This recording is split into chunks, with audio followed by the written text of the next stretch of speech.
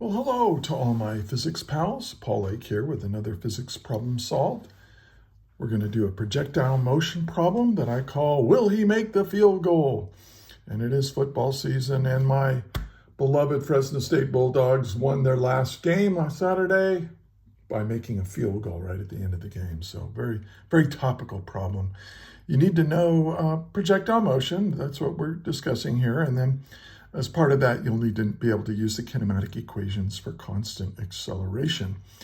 So let's read through the problem.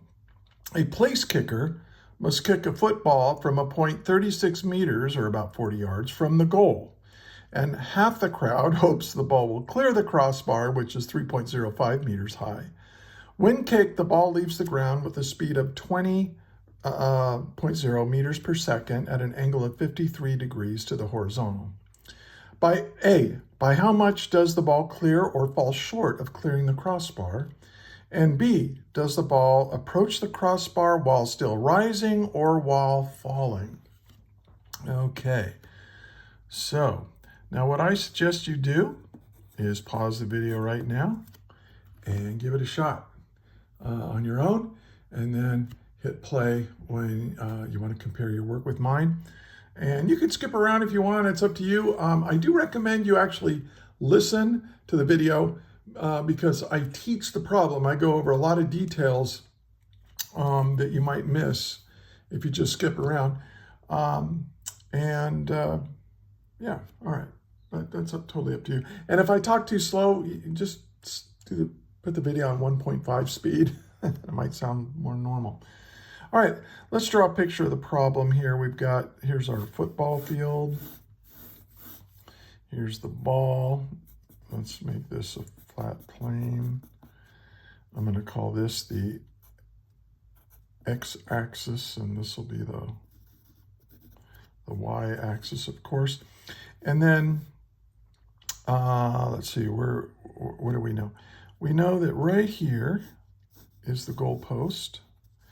And I'm going to draw a cross-section of the goalpost. Here's the crossbar, and then, of course, the other things go up like this. But this is the crossbar, and you have to get the ball above that crossbar in order to score a field goal. Now, this is launched with a launch angle of 53.0 degrees, and the initial velocity of the ball is 20.0 meters per second. And so the ball's going to do something like this. It's going to go up. Now, is it going to clear the bar? Is it going to be below the bar? Or maybe you kick it with enough speed so it's still going up? Or does it go up and then come back down? Those are things that we're going to have to figure out. I'm going to draw it as if it clears the bar on its way down, because that's what I think is going to happen. Okay, but it doesn't matter. You can just draw it however you want. But what we want to know, this is 3.05 meters. That's what it says, the crossbar. You have to clear this. So if we could figure out what the y value is at this point, or, and I'll call this delta y. If we can figure out what delta y is for the ball at this point, if delta y is greater than 3.05, it clears the bar, right? And we can figure out what the difference is. If it's less than 3.05, then it doesn't clear the bar. The field goal is no good, and we can figure out what that distance is. We also know how far away the goal is. It's 36.0 meters. Where does it say that? 36 meters from where the ball is kicked. So the ball is kicked here, and it has to reach the goal line, 36 meters away. I know it's football, and they use yards, but this is physics, and we use meters, so deal with it. All right, so what are we trying to find? Well, for part A, we want to know by how much does it clear or fall short of the, so I'll just say by how much does the ball clear or fall short of the crossbar. Sorry, there's no nice little variable to represent this, so I'm just writing it out in words. And then B, is the ball still rising or falling when it reaches that goal post? Okay, so let's solve it. Now, here's the thing. I want to find delta y. And look what I know. I know delta x, and I can figure out what the velocity is in the x, so I can figure out time. And if I know time and my initial velocity in the y direction and the acceleration, right, we know what the acceleration is. This is what makes the ball a projectile. It's only under the influence of gravity. So we know the acceleration in the y direction is just negative 9.81 meters per second squared.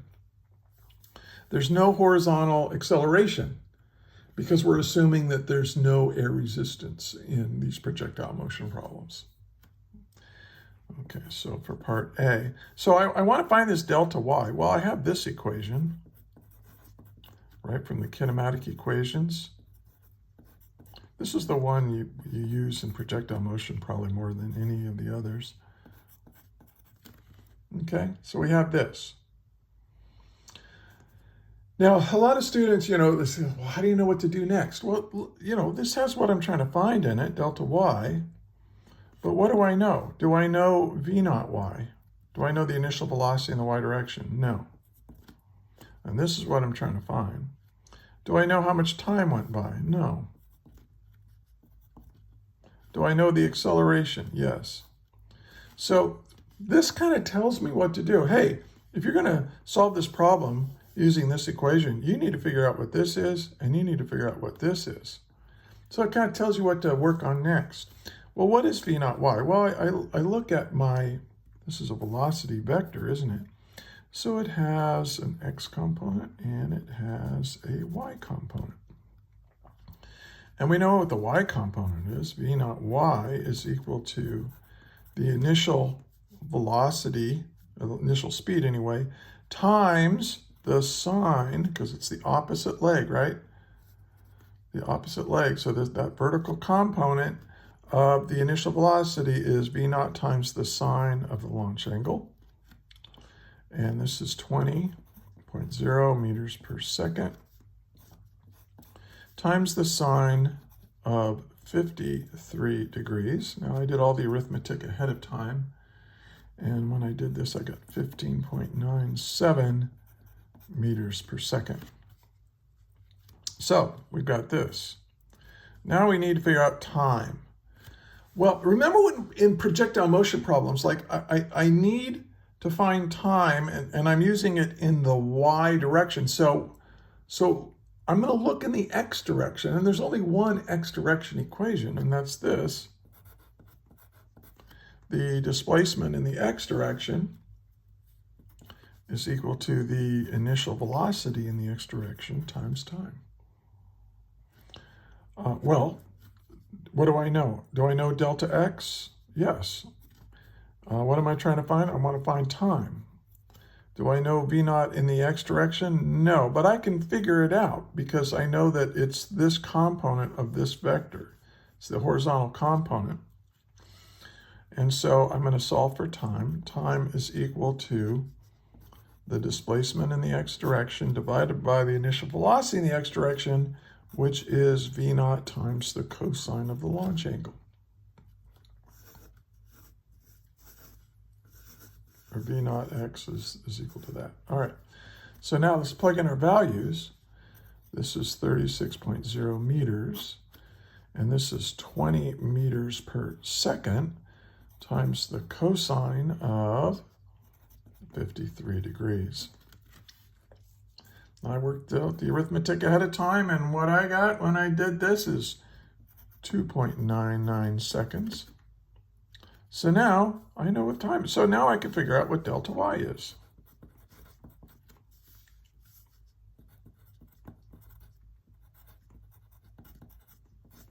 Here's v naught y times time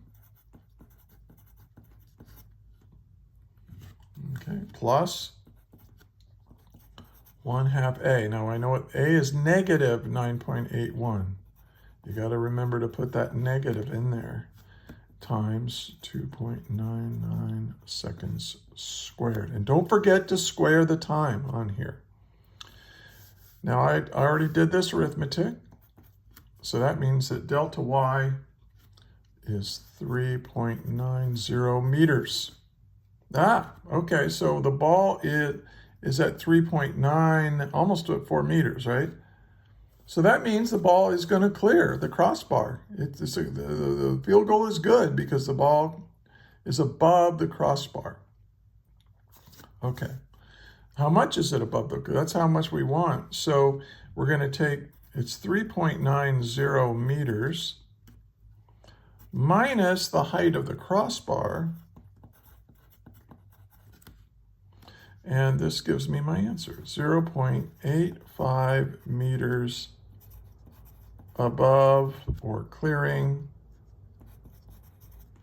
the crossbar. So yay, it's a good field goal. So it clears above, or that's another way of saying it clears. It clears the crossbar. So nice. All right, now let's do part B. Now we want to know,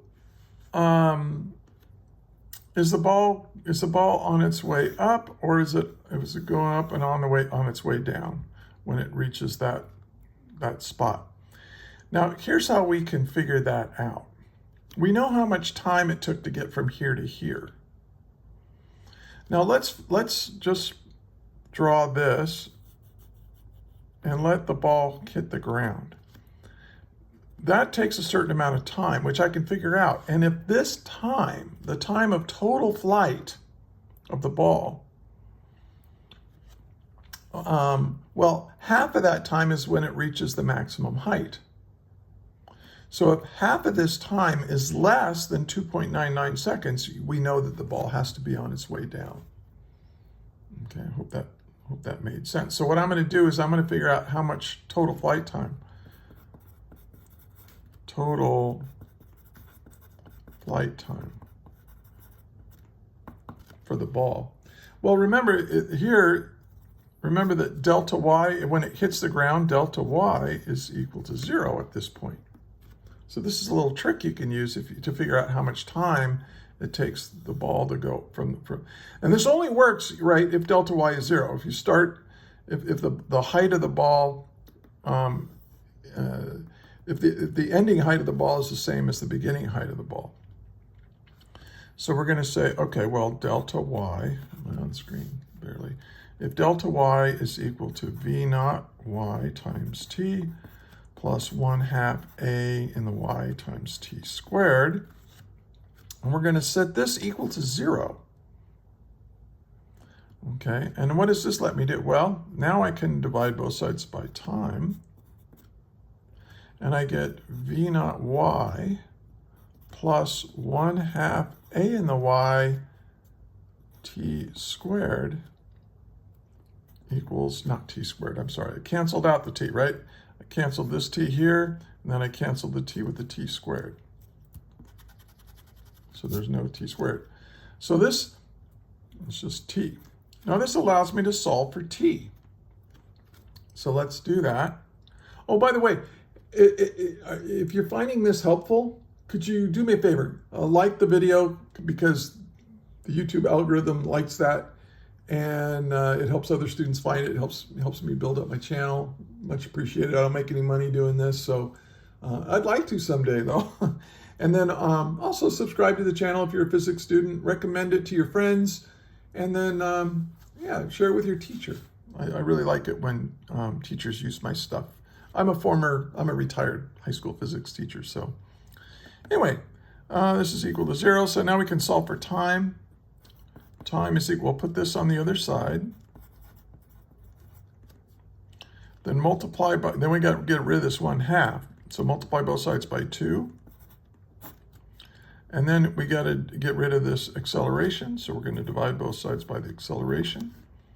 And now I can plug in my values. Negative, and then this is 15.97 meters per second. Multiply that times 2. Don't forget the times 2. And then we're going to divide by negative 9.81 meters per second squared. Notice that meters cancels meters, seconds cancels with seconds squared. I have 1 over seconds, and that's what we measure time in, is seconds. Reciprocate and multiply. So the units work. And when you do this arithmetic, you get 3.26 seconds. Now let's divide that by, so this whole flight takes 3.26 seconds. Now let's divide it by 2. So the time that for half of the flight time is 3.26 seconds divided by 2. And that's, what is that, 1.63 seconds.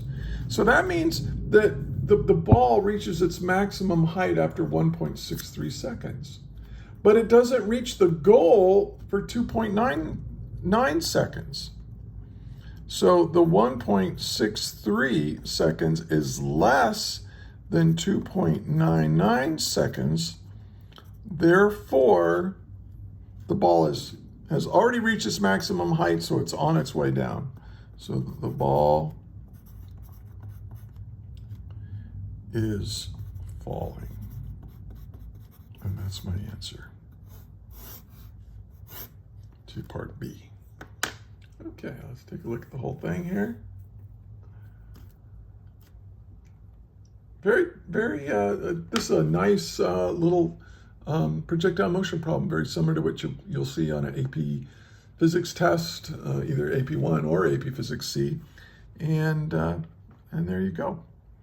The big idea here is this. If I need to solve for something like the height, I need time. So if I need to find, if I'm not given enough information to find time in the vertical direction, look in the horizontal direction, look in delta x.